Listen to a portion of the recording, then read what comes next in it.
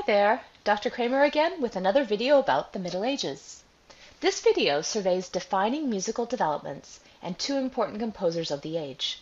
As with all of the videos in this unit, this one is intended to pique your interest about some of the most important themes of the time period, themes that you can study more fully in Grove Music Online or in a major music history textbook. As you will see, we are indebted to developments of the medieval period in many ways. One of the most foundational musical developments of the Middle Ages was the rise of music education. Music theorists and teachers such as Guido of Arezzo devised the system of solfege using the hymn Ut Quient Laxis, which featured syllables ut, re, mi, fa, so, and la on pitches C, D, E, F, G, and A, respectively. These teachers taught singing by pointing to different joints on the hand in a system that has become known as the Guidonian hand.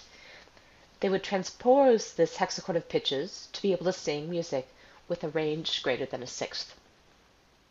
Moving around the hard, soft, and natural hexachords, musicians composed and sang using 8 church modes, our second defining development of the Middle Ages.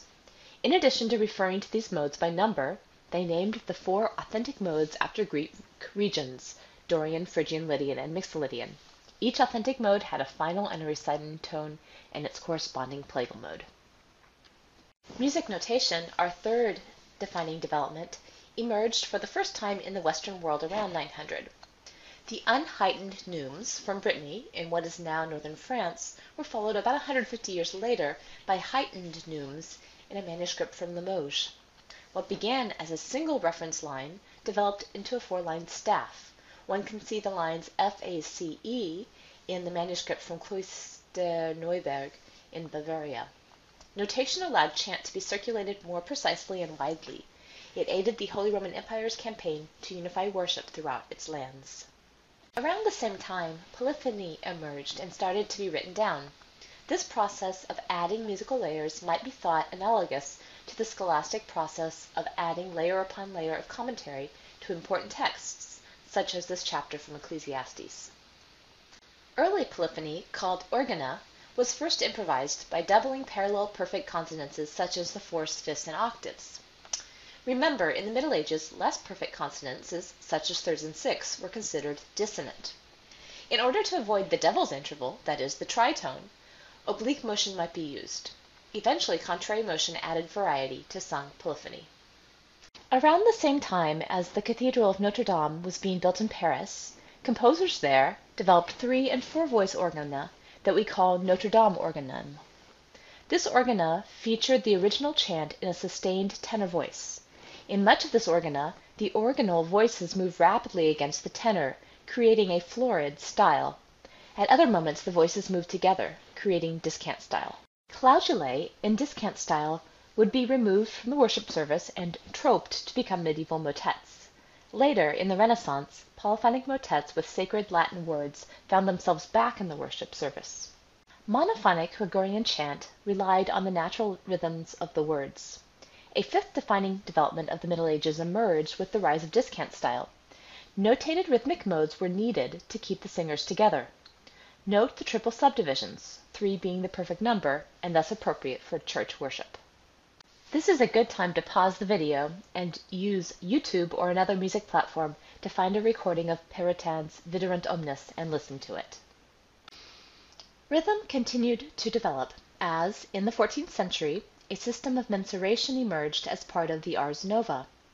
Note the duple and triple subdivisions of the long, breve, and semi-breve notes. If you ever wondered where we got our simple for common time, now you know.